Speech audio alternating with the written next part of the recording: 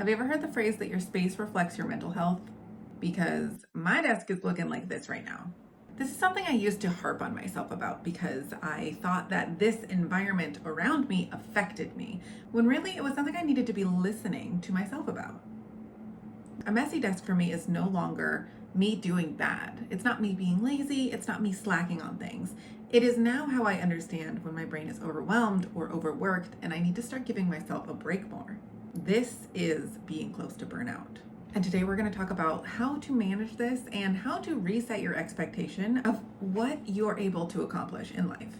Because grinding until you burn yourself out is not sustainable, and it's how we lose jobs. If you're not familiar with my journey, I am Jordan and I am neurodivergent. And for years, I struggled with holding down a job and maintaining my sanity because I thought that I had to keep up to the regular 9-to-5 schedule that neurotypicals work in. Now, for anyone familiar with this cycle, you know how that works. You get a job, you're super excited, and you start doing all of the things that you're excited about. Because your job is new and exciting, and because the tasks are new, the dopamine that you get from them is new and exciting. But as time goes on, it gets harder and harder to continue maintaining that fast-paced, high-capacity environment.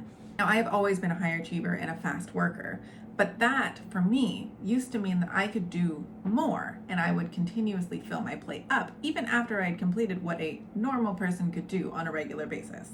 My workday looks like hyper-focusing for 2 to 4 hours and getting enough done that would fulfill an 8-hour workday.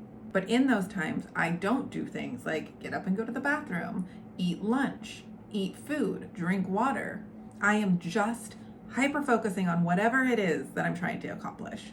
That's something I had to start being cognizant of and structure my day differently, because that is what was leading to burnout.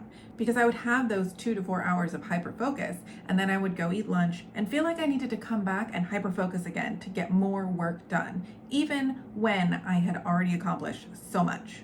And that is what led to chronic burnout, not being able to hold down a job, and being so exhausted that I can't get out of bed for days on end. Here's how we fix things. You have to start to understand the signs of what your body is telling you, what your environment is telling you. And that first sign for me is the indication that my desk is starting to get a little cluttered and messy. What's interesting is these are all the things that I normally have on my desk. There isn't really anything extra. It's just out. And it kind of means that my brain can't take on the extra task of putting that thing away or putting it back in its place because of how many other things I've got going on that I'm trying to manage that are taking up those spoons.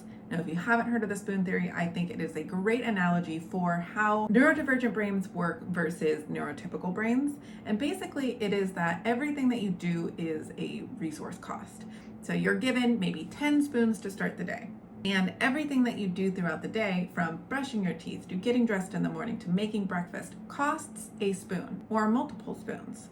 So you have to understand how to manage your resources to not only get the things that you need to get done that day, but to take care of yourself.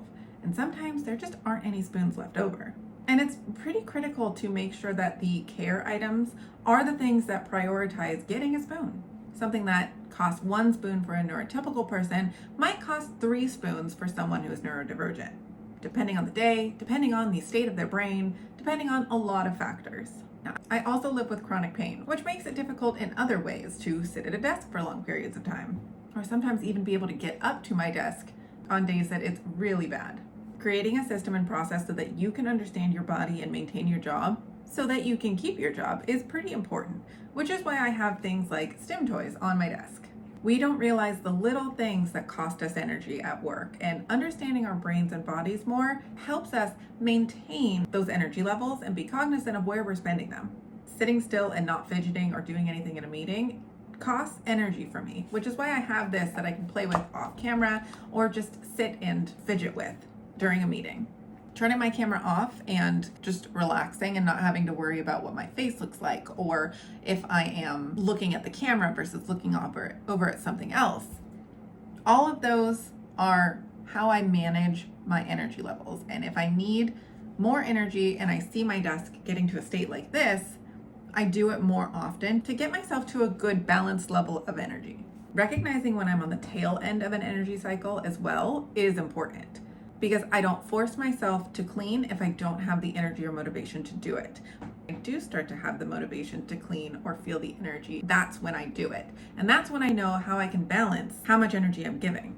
Our neurodivergent brains don't always understand what we need to listen to in our bodies. So understanding the signals for yourself and finding these key indicators to structure your life around are very important. If you want to know more about how I maintain my job as an autistic person, leave me some comments below. And I would love to hear other people's experience and what they've learned on how to maintain a job. There's a lot of nuance with being neurodivergent, so what works for me might not work for you. But starting the discussion and having a community that we can fall back on is ultimately what's going to make it better. And as always, thank you for liking and subscribing, and follow for more.